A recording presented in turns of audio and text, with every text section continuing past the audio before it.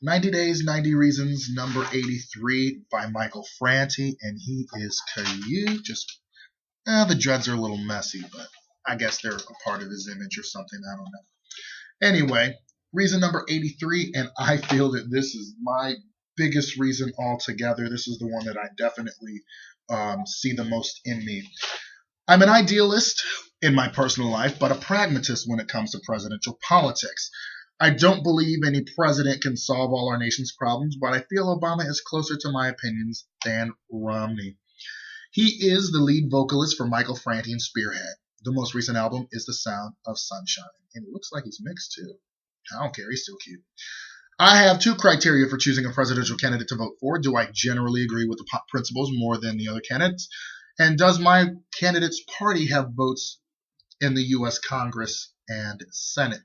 I'm an idealist in my personal life, but a pragmatist when it comes to presidential politics. I don't believe any president of the United States can solve all our nation's problems or should be called upon to meet all of my personal expectations. There are over 300 million people in our country, so the chance that the prez is going to please all of us all the time is ridiculously slim. Newsflash: presidents disappoint. So when it comes to presidential elections, I vote for the candidate whose ideas I generally agree with more than the other candidate. I don't vote for Superman, who never fails, a supreme ruler who always gets what they want, or Santa Claus, who always gets me what I want.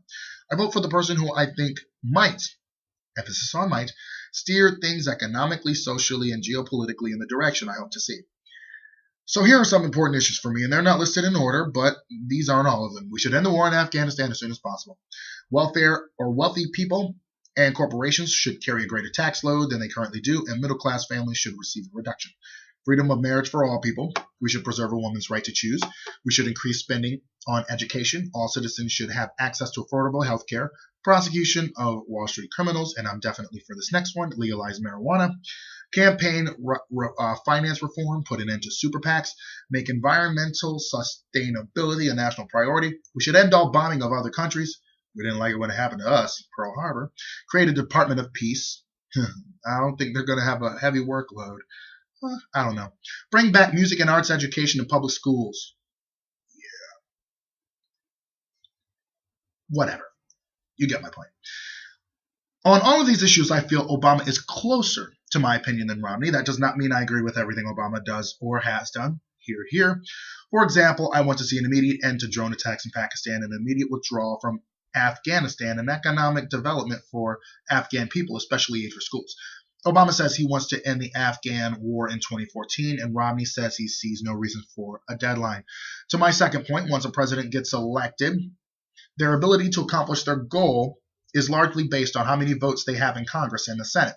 And if their party doesn't have the votes, it's doubtful that any of their legislation will get passed. It's as simple as that. That is why, as much as I might personally love to see a candidate whose ideals are closer to mine, I don't spend my vote on a third-party presidential candidate whose party has 0 votes on Capitol Hill. I save that idealistic kind of vote for primary elections, local elections, or liking a kitten video on YouTube. All of us have an opportunity to make this world a better place, regardless of who gets elected. Don't leave that to politicians. Get out there and do something positive. We need everyone to tackle on the world's problems. The best science to offer, the wisdom of indigenous nations, the common sense of everyday people, non-governmental organizations, the resources of the capital or corporate world, the cooperation of governments, the spending world of consumers, and the commitment, creativity, and enthusiasm of all generations. If you disagree with some or all of my beliefs, I'm okay with that. We all come from different lives and experience and have different dreams and values. That's why I will never suggest to others that they vote for the candidate I like. Rather, I always say the most well-informed voter you can be.